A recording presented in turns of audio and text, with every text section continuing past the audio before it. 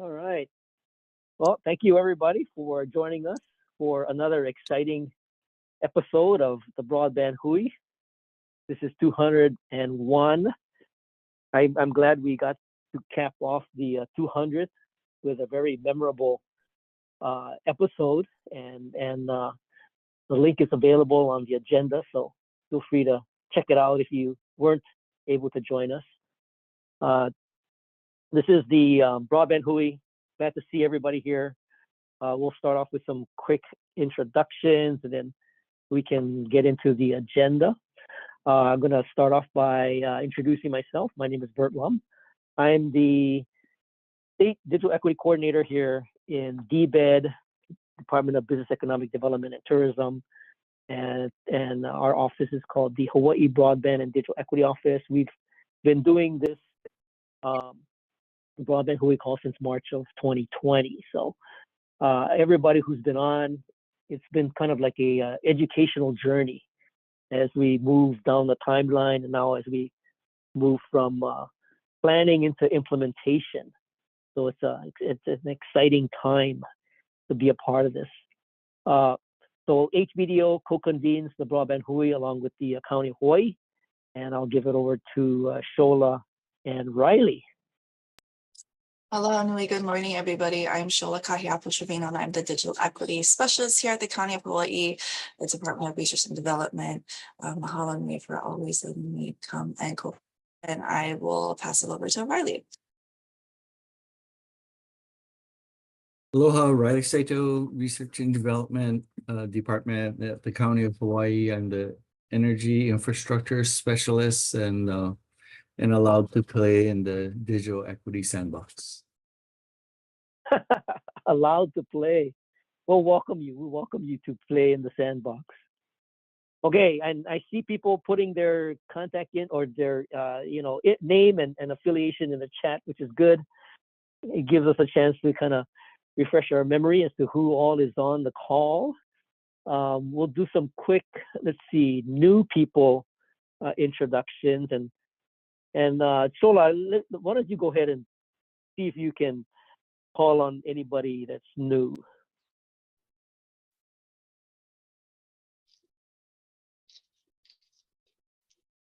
But all regulars already, yeah? There's a few. There's John Kaohe Laulii. If you want to introduce yourself. Okay, aloha, my name is John Kaohilauli, calling in from the island of Kauai on the Hawaiian homelands, and I think it's my second meeting here. Thank you.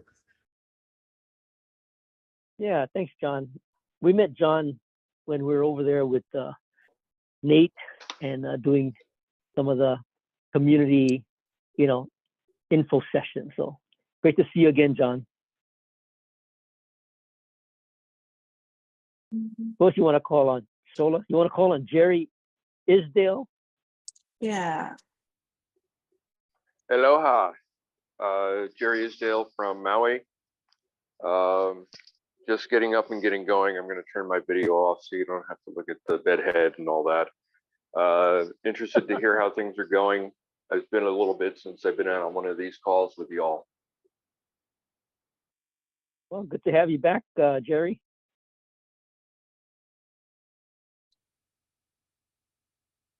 I think the iPhone J Hawaii is Jill over at Hawaii Literacy, so you don't have to call on her. Who else? How about Frederick Mariels?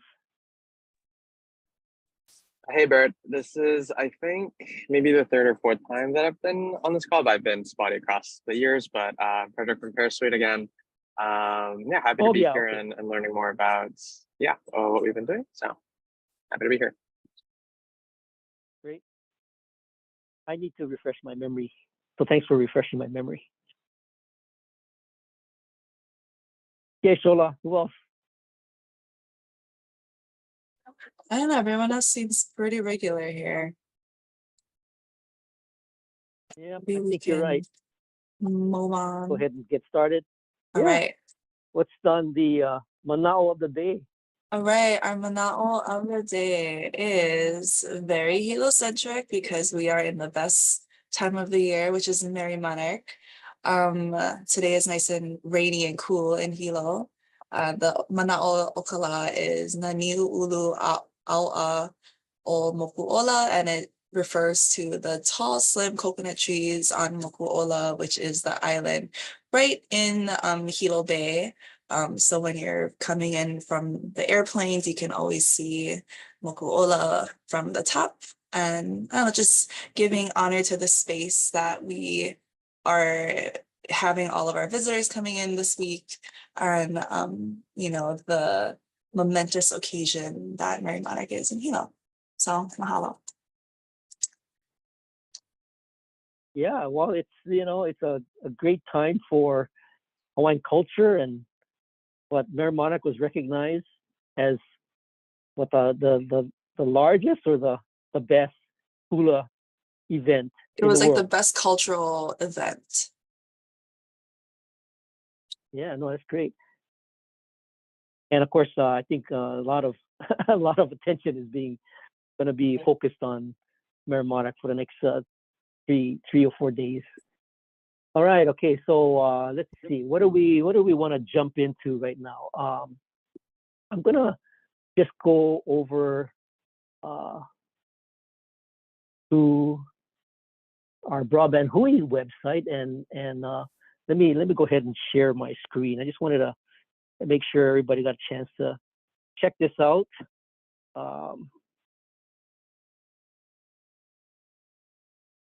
Share screen here. Okay. So,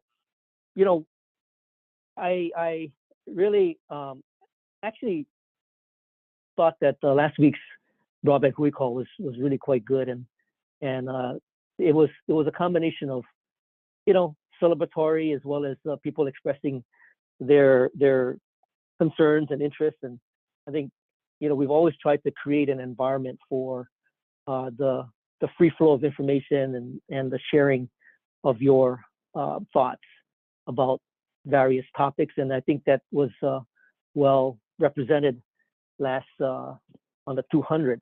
I did early on in the Broadband Hui's history put together a code of conduct that I'd like to just reintroduce, and if you want to kind of read it and see where we're coming from, I think this is a good place to refresh our memory about what our code of conduct is. And primarily, we want to create a safe and respectful environment for all participants. Oh, and before I get into the each item, I was part of Code for America back when we had quite a bit of involvement with Code for Hawaii and civic engagement, and this was something that they had put together for basically conduct on Code for America and Code for Hawaii activities. And I thought it was a good place to reference and draw from. And since I see Shauna on the call, I also saw very much similarities with NDIA's code of conduct. So rather than just create something from scratch, there's a lot of good examples out there. So code of conduct, safe and respectful environment for all participants, a place where people are free to fully express their identities, presume the value of others. Everybody's ideas, skills, contributions have value. Don't assume everybody has the same context. And I think, many of you have been on the calls for know the history. So, I think there's importance in context, and maybe some of the new folks might, it's a lot of it might be kind of new to them. Find a way for people to be productive with their skills, encourage members and participants to listen as much as they speak, strive to build tools that are open and free technology for public use. This is more of a civic engagement activity. Prioritize access for and input from those who are traditionally excluded from the civic process. Work to ensure that the community is well represented in the planning, design, and implementation of civic tech.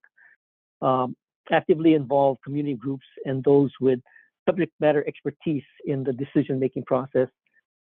Ensure that the relationship and conversations between community members and the local, state, and federal government staff and community partners remain respectful, participatory, and productive.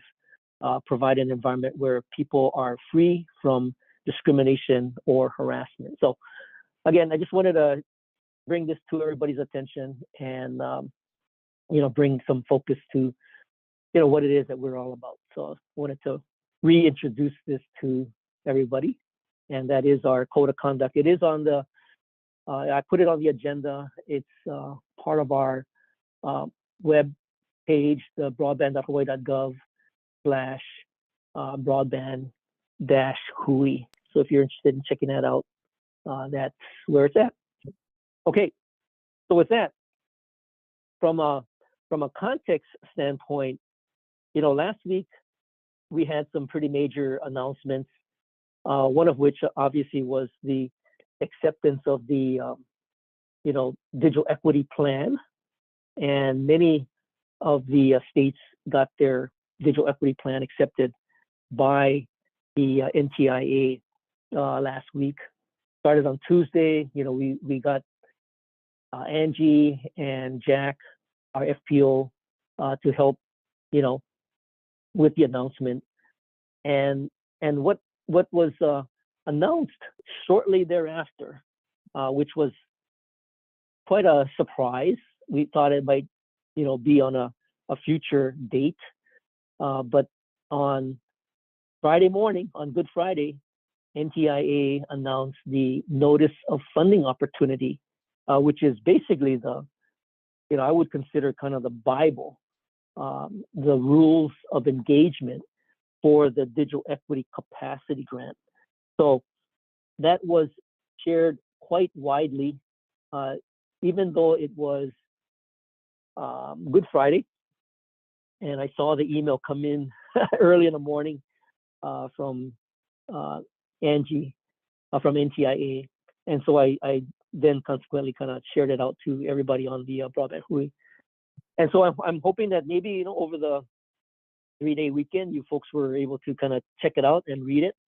But I do want to sort of bring some attention to where, at least from a community standpoint, what we would be looking for as we move into this implementation of the digital equity capacity grant period. So before I sort of start into that, any questions? Is somebody saying something?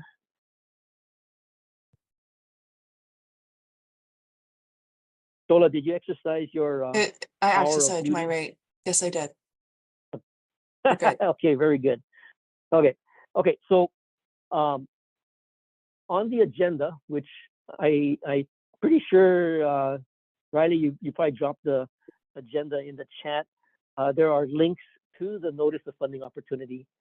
And one of the things that I want to highlight, let's see, maybe I should bring up the Benton Institute.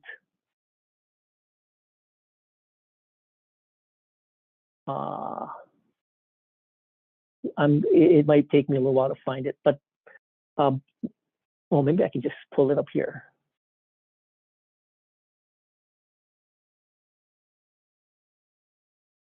I just want to highlight some things in the notice of funding opportunity, and the folks over at Benton did a good summary of what is included in the notice of funding opportunity, but I don't have the link readily available, so I didn't want to take up time kind of searching for it.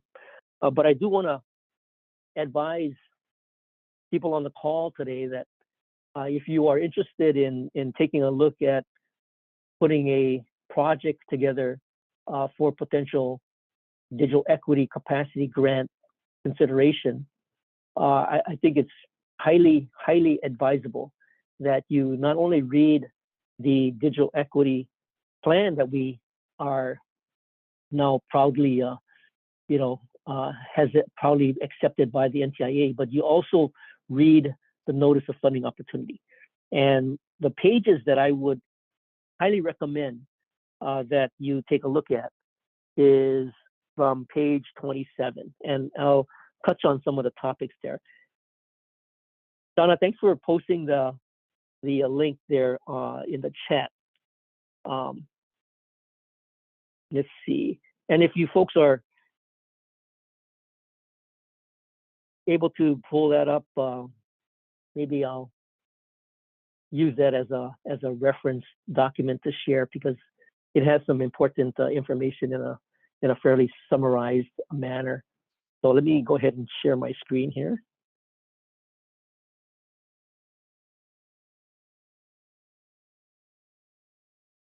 And we'll sort of just kind of quickly go through some of these items. So this is the NTIA, or the Benton Institute, sort of summarization of the items that are in the digital equity capacity grants. And some of this introduction, it is really the way to implement the state's digital equity plan. It allows us to make sub-grants to implement the plan. And there's actual, I guess, monies in the overall grant for evaluation of the projects as it moves along the timeline. And there's administrative costs associated with administering, some of these grants. The thing that I want to kind of focus in on is that the NTIA, in looking at funding these digital equity capacity grants, is that it really addresses the needs of the covered populations. And I don't have to go into detail as to, well, I'll just say that it's low-income housing for households. You have kupuna, 60 or above, incarcerated individuals, veterans, people with disabilities, people with language barriers, members of ethnic or racial minorities, and people who live in rural areas. This is really important because covered populations are the key focus of the digital equity plan. And so consequently, the digital equity capacity grants need to focus on these covered populations. It has long-lasting and meaningful change, measurable implementation strategies. So any project that gets proposed needs to have these measurable objectives, and it'll be evaluated based on those meeting those measurable objectives. And of course, we've been doing stakeholder engagement quite actively as a result of the Broadband Hui, but that is also pointed out as a priority for the digital equity capacity grant. From a funding standpoint, Hawaii on this initial tranche of money got $6 million. So that is what we are looking at, helping to fund a variety of projects, during this first NOFO for the digital equity capacity grant. We expect 2 additional NOFOs in subsequent years, 2025 and 2026. But right now we're working with what was provided in this first NOFO, which is $6 million. Here's how it breaks down, and here's Hawaii's 6 million and some change. And this is basically formula based. Okay.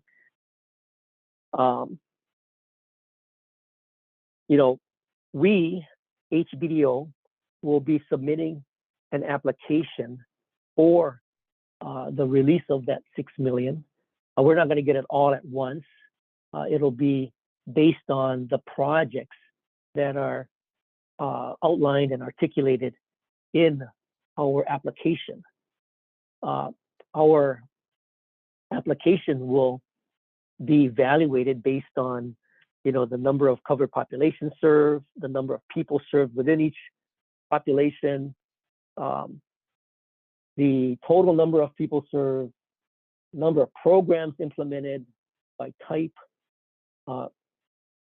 anecdotal testimony demonstrating the positive impact of the program, quantifiable evidence of progress toward the measurable objectives, and impact on the state's goals regarding economic, workforce development, educational outcomes, health outcomes, civic and social engagement, and delivery of essential services. So that's what we're going to be looking to highlight in our application. And this is information that the NTIA is going to be requiring us to collect, as key data points, moving forward. Okay, this is important. Timeline. We have a very short window to submit our application, and so our application will be submitted before May 28th. And we're looking at the calendar. May 28th is like a Tuesday, and I think there might be a holiday on Monday, so we may be looking at getting it in, or at least getting it to our approvers, within state government the week before. So that puts a very, very tight timeline for us to respond. Again, we only have 2 months, 60 days, and that's a statutory requirement for the Digital Equity Capacity Grant. There are some other dates which are not, don't pertain to us. The U.S. territories have until July 31st. And for people on the call who are part of Native Hawaiian organizations, there is another section in the notice of funding opportunity, and I would advise those Native Hawaiian organizations to take a look at Section 3 in the notice of funding. There's a deadline of September 25th, so it's a little further out, but it's an opportunity to apply for a competitive grant allocation that other Native American as well as Native Alaskan organizations are going to also be applying for. So that's also written into the notice of funding opportunity. So that's in a nutshell, the things that I wanted to kind of point out, and am happy to maybe answer some questions at this stage. It's still early in the process, but I wanted to bring this opportunity to all of your attention, because although it is early, the timeline is so short that it will soon become the deadline, I think, will start to loom in our horizon very, very shortly. So I wanted to share that with you, and if you have any sort of preliminary sort of questions, feel free to bring them up. It is a bit of an evolving process, so bear with us as we get more detail, as we move along this timeline. Chung? Thanks, Bert. I just wanted to add just a couple of comments. One is that because there's this reporting requirement for us, so the projects that you are all thinking of doing needs to align with the State Digital Equity Plan, because we are going to collect data from you if you are getting funding from the capacity grant, so that it rolls up to the aggregated data that we're gonna have to report to NTIA. So the alignment is very important. And then we're going to help you shape your project so that there is alignment. So if you go look at the digital equity plan, there are there's some suggestions on the types of projects, types of tasks that that we recommend.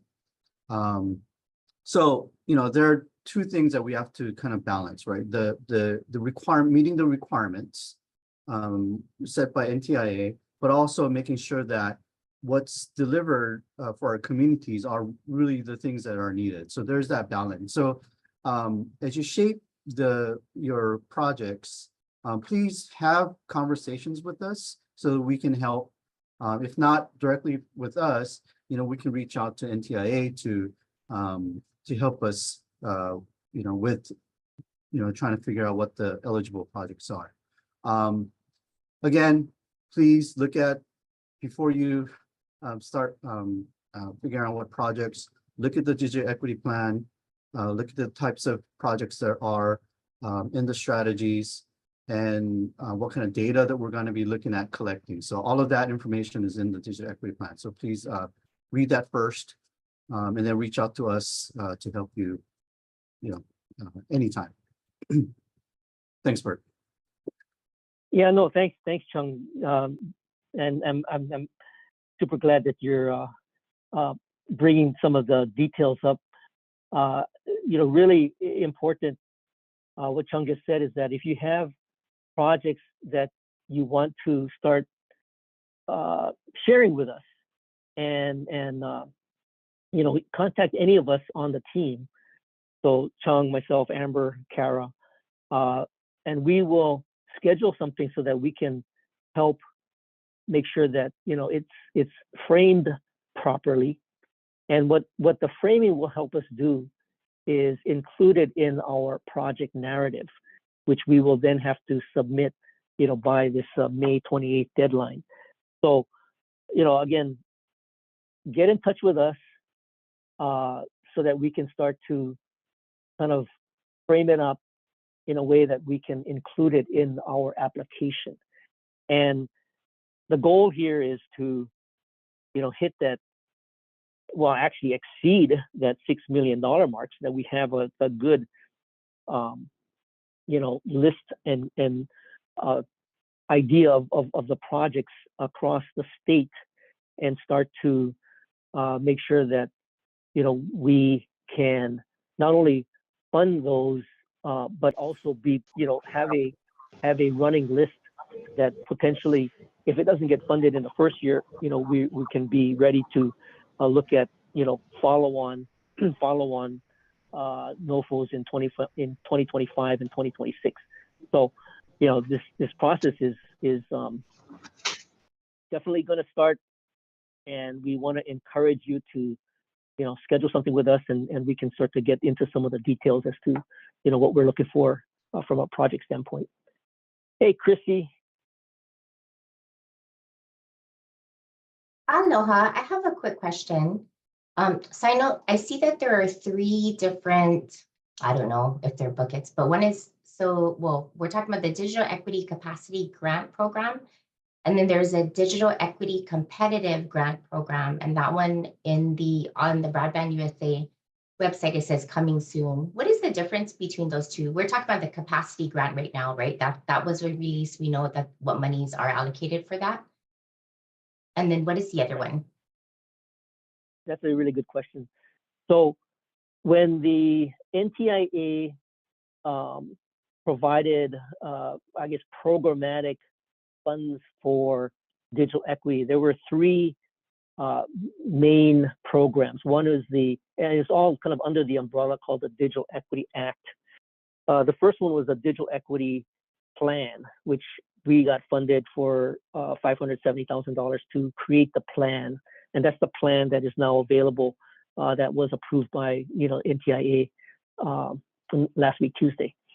That led to the capacity grants, which we as the state will be administering. So it's a formula base, and every state got a certain amount of money, and the NTIA will then, post our application, award that amount to us as the state, and then we will, work through how we can fund some of the projects that we just talked about. Okay, so that's the Digital Equity Capacity Grant. And then the Digital Equity Competitive Grant, which hasn't been, the NOFO hasn't come out, but it will come out shortly, and we don't know when exactly. That is a program that any,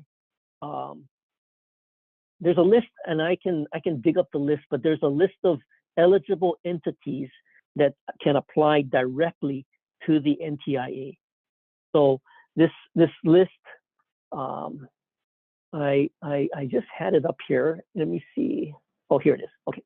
So the list consists of a political subdivision of the state, including an agency of the state. So, any of the state departments and subdivisions and agencies can apply. A Native American tribe, Alaska Native entity, or Native Hawaiian organization can try. They can apply. A foundation, corporation, institution, which is nonprofit, can apply. A community anchor institution can apply.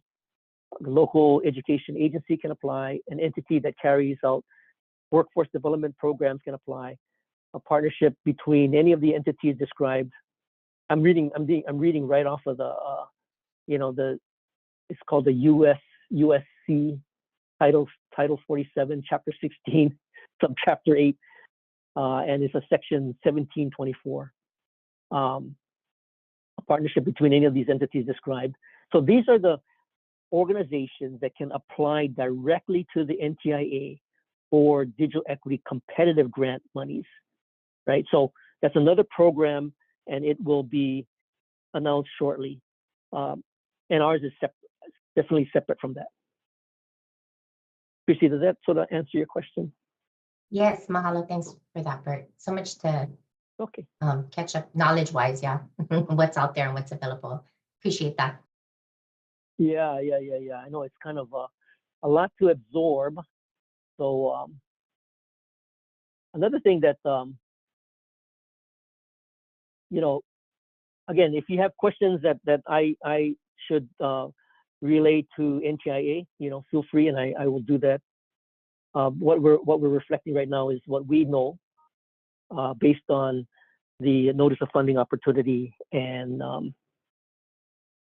our current state of applying as a result of dates that are being given to us. So that's what we're working through.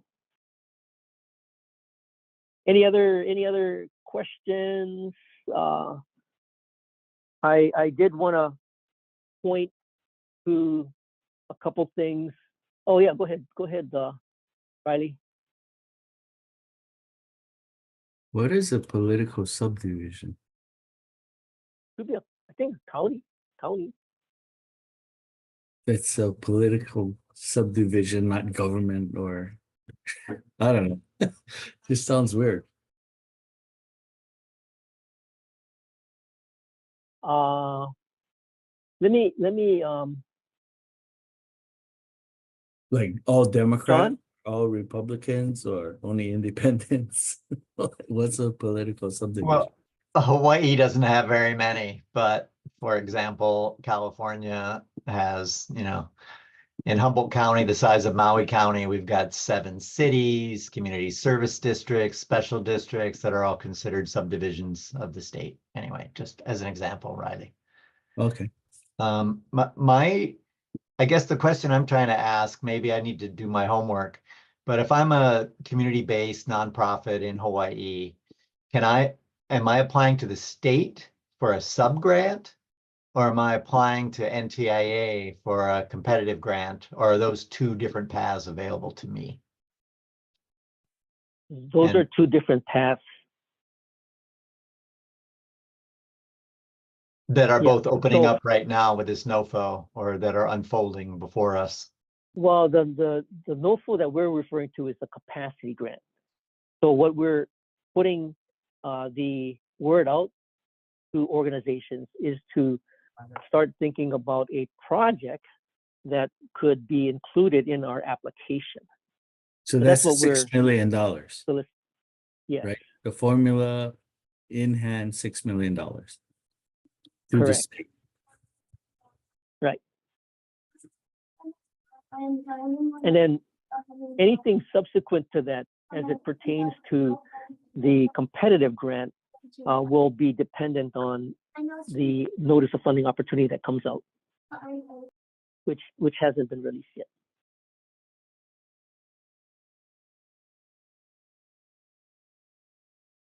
Thank you. Easy to get confused. Thank you. Oh yeah, pretty easy. But again, that's why I really appreciate the fact that everybody who participates on this call has sort of persevered through this ongoing education and discussion around what are these programs and what is it that you can participate in. And that's why our group is encouraging to schedule some time with us so that we can at least help get us all on the same page with some of this application process. Hey, Kaala. Hey, good morning, Bert. And I think it's a question for you and Chung both. We talk about the strategies and the projects that you are outlining in the plan. Is there a sort of a sequence of projects, like train the trainer stuff, translation of digital literacy curriculum, what I'm watching right now, that kind of stuff? I'm just looking at it. Was there like a priority? I know this is the overall digital equity plan is, I can't remember, is it 4 years or 3 to 4, 5 years? And so is there like some sequence of events that you're looking for with this first tranche of the $6 million? And then probably second question would be any way to anticipate what the next couple of rollouts or funding would be? Okay, so I'll attempt to answer the first one, and Chung, feel free to jump in. The prioritization obviously will be based on the evaluation criteria that I just shared. So, I don't have it in front of me right now, but how many covered populations, how many individuals, how many programs. I mean, it's going to be kind of based on the scale of what it is that you can provide across the entire state. Now, I'm not saying that we're only looking at statewide projects, because we've always talked about hyperlocal and looking at projects that could get funded in communities, but we're looking at projects that enable HBDO to manage this process in a way that not only respects the process of grant management, but gives opportunity for those communities to gain some benefit from some of this funding. So it's kind of a combination of a lot of that, and there's a little bit of subjectivity into how we end up prioritizing some of the projects, but without looking at all the projects that could potentially go in this first tranche, we won't be able to answer what can we prioritize. We want to actually get more projects than the 6 million so that we can start to put a list together and start to look at what can we realistically manage, given how many people we have and and the time frame. Chung, you want to add anything to that? Yeah, and I'm going to be quite frank here, and we're not quite ready to share because we're still trying to understand what the baseline is, so what's available out there, how many of the cover population folks are being served by those projects or activities. But I can tell you right now that some of the things that we're going to look for, especially on the front end of the our work, is those low-hanging fruits. What are those things that we can roll out right away and have wide community impact? So just, I'm not going to tell you in order, like, because we haven't figured that out yet, but things like wireless capability for community anchor institutions, trying to stand up telehealth capacity individually and in the communities, devices, making devices available, and the training that we need to provide. Those are kind of the things that I think can be addressed immediately, and that will have really immediate, wide community impact. So at least personally, me, I'm thinking kind of along those lines, and those seem to be kind of the low-hanging kind of things that low-hanging fruit kind of things that we can tackle right away. So we understand that can be done rather quickly.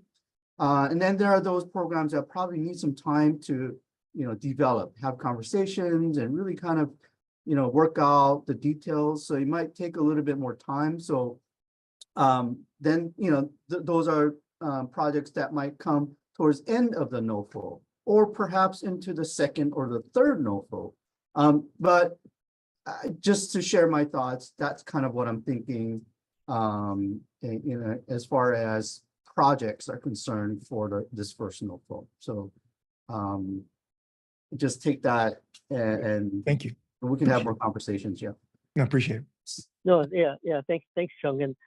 And this process that we're going through right now, and as Chung articulated in terms of the low-hanging fruit and getting the kind of an impact. I mean, we're also trying to create momentum around this whole digital equity movement as well. So, can some of these projects get that kind of attention that continues to build momentum as we move down this timeline? And those are all some of the things that will go into consideration as we kind of wrap our arms around potential projects. Hey, Dean, all the way from Washington, D.C. Hey, thanks, Bert, and thanks, Chung. I was just thinking about, like, from the sort of federal legislative side of things. I know congressional offices can provide grant letters of support for federal grants, so I think this might be an interesting opportunity for us to sort of like weigh in our voices. At least from my side, I'll send us up the chain and see what the temperature is like. But I think this would be a good way we can contribute. Oh yeah, thanks, Dean. When we do submit our application, I know that the application process and the grant portal allows us to include additional information in support of our application. And so I think it would be great to get, congressional letters of support in that for that purpose. Well, thanks everybody. That's great questions. And we will continue to have, a discussion around the digital equity capacity grant, as we move down the weeks. As I said earlier, we're on a pretty tight timeline. So we would encourage all of you who are thinking about a project to, get in touch with any of us, and, we'll start to schedule some time and go into some of the, maybe the details as to how we best frame up a project for inclusion, in our DE capacity grant application.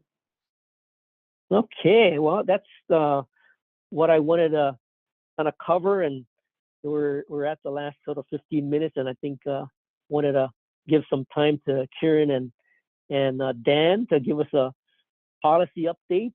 And I know there's some good stuff moving forward. So Kieran, you want to share with us what's going on? Sure. Thanks, Bert. Oh, really good information you just shared, and sounds exciting. But I wanted to give the Hui an update of where HB 2359 is and what happened last week. There was a WAM JDC hearing on Thursday, March 28th. And the Hui did submit testimony as agreed upon when we met to actually take out the definition of the broadband infrastructure and the exclusion of it, and then add wireless community networks back in. As for those of you who are familiar with the legislature, many times in the money committees, as they are called, these things will push right through and move forward. And many of these substantive amendments are done in the subject matter committees, or they have to be resolved in conference. So that's exactly what happened. It did pass through, which is great news. So it passed with no amendments. But what that means is now coming upon the conference committees, which will be next, we will have to reach out to the conferees with a letter, email, and our requested amendments for their consideration. It's not the same as testimony. It is just a communication, as simple as that is. And then that decision is made among the conferees in conference. As far as timeline, the big deadline that we're hitting this week with the legislature is this Friday. It's the second decking. And so after that happens, then we'll go towards the conference committees, and the conferees are assigned. Typically, that does include the chairs of the subject matter committees, but that's the next thing, and making sure that, of course, it's scheduled in conference, which it should be, hopefully. So that's the status on HB 2359. We will see what happens in conference and go on from there.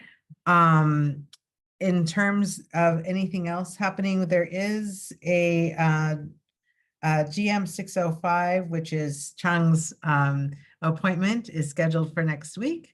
So we'll put in something to support that, like we mentioned before. And other than that, that's all that's on the legislative front. We're getting close to the end. Any questions? Thanks, Kieran. Yeah. So Chung's confirmation is on the 11th, right? The 11th of April. April. Yeah. Coming up on next week, Thursday. Yeah. So. I didn't, after all my talking, I didn't realize that Jack was actually on, and I did want to give Jack a chance to say anything that he would like to say from a NTIA perspective. And Jack, I'm gonna put you on the spot here, even if you don't want to say anything, but you wanna share anything that Chung and I talked about, and maybe from an NTIA perspective, you wanna add anything to it? Yeah, thanks a lot, Bert. No worries. I'm just joining in, listening into the valuable discussion. I did add a few resources to the chat, so those of you that have seen that, please feel free to review those. The FAQs, as I think, are really useful to describe the state's plans to implement the capacity grant, as well as other pertinent questions that have come up in this discussion. So please take a look at that.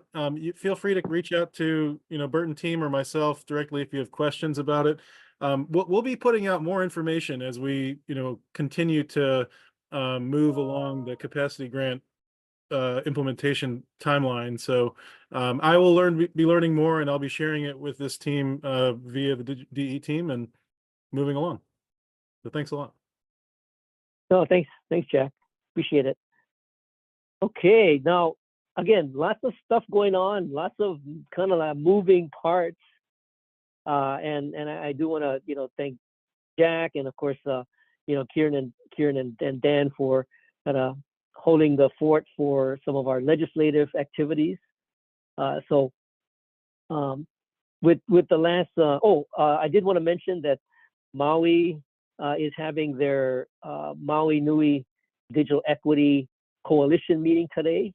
So I think it's at noon. I'm going to jump on that for a bit and talk about the capacity grant. Dean? Sorry, I could do after your announcement. No, that was it. That was it. Oh, that was it? Oh, okay. Yeah. I just completely forgot to mention. So the deadline for congressionally directed spending requests for Hirona's office is closing this Friday. So if Oh, if boy. there's anything you have cooking, I'm looking. I know Kyle, you got something cooking.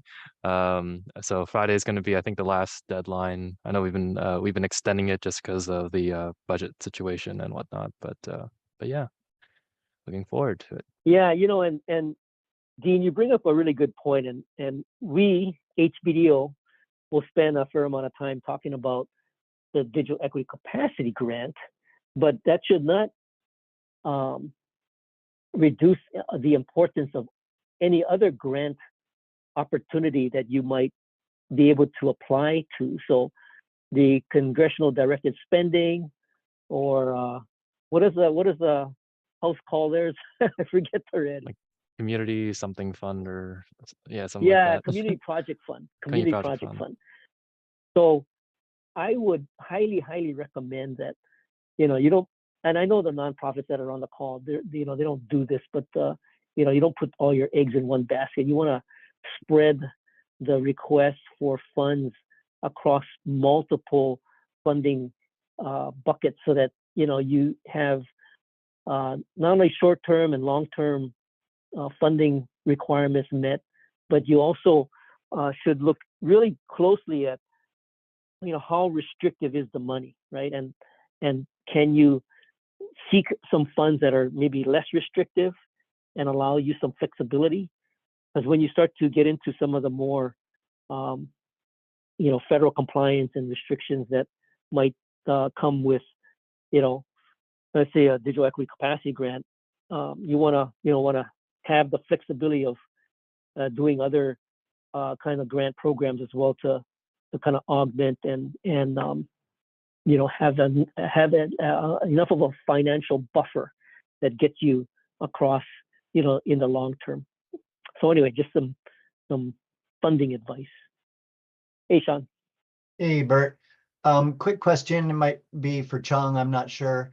But I followed a link that Garrett had provided in the agenda to the Hawaii Broadband Working Group, which was created by statute to make reports to the legislature. And I note that they had a meeting on March 12th, and the meeting materials were really interesting to look at because they included the report to the legislature in December, which I had missed that. I don't know if other folks had a chance to look at it. Maybe this is work for the policy group after the legislative session. We can sort of pick this up and try to follow up. But in particular, what I noticed was an advisory group was formed and it was updated. And it doesn't include any consumer or public interest groups. It does have AT&T and Charter and Hawaiian Tel and others. So I just thought that might be an interesting venue for the Hui to look at participating in. And I wondered what Chung thought of that recommendation. No, thank you for the recommendation. I'll talk to Garrett. You know, we're always looking to improve, you know, that advisory group, right? And so just know that the working group there's a very specific task, right? It's for the infrastructure that's being created. So so we're trying to also figure out, okay, so what happens next? So the report has been submitted. There are no statutory requirements of any reports after that. But that doesn't mean there might be some reso in the future to ask this working group to provide additional information or additional reports. But statutorily, after that report is submitted, there are no other follow-ups, you know, for this working group. But we'll continue to meet until we're you know, we can figure out exactly you know, how do we go forth. I mean, there are some a measure that we're also probably will submit because we have to you know, do some statutory kind of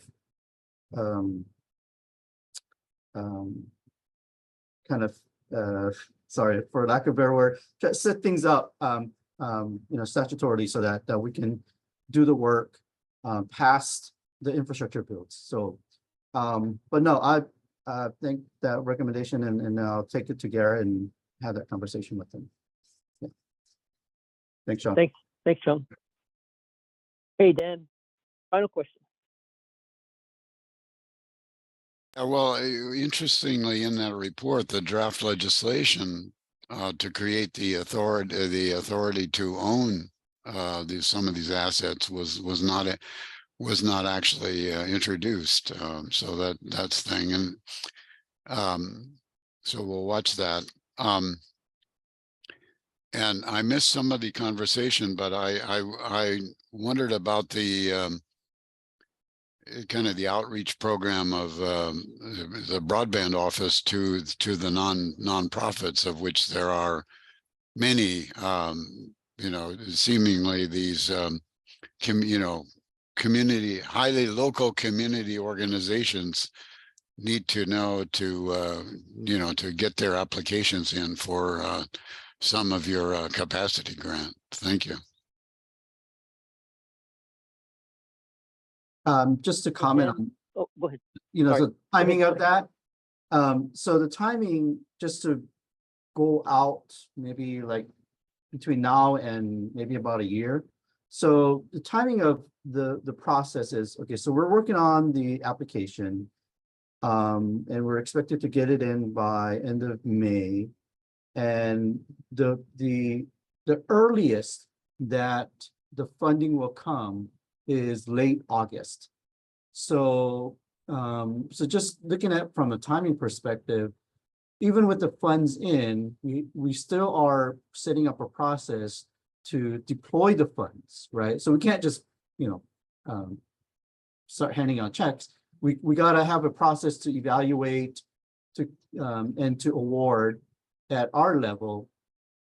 So that probably is not going to happen until late this year or early next year. So that's the timing of it. So you don't have to submit an application to us anytime soon. I mean, we still have to get that funding, set up a process to evaluate and to award those funding. So it's not immediate, Dan, so don't worry too much about getting an application in.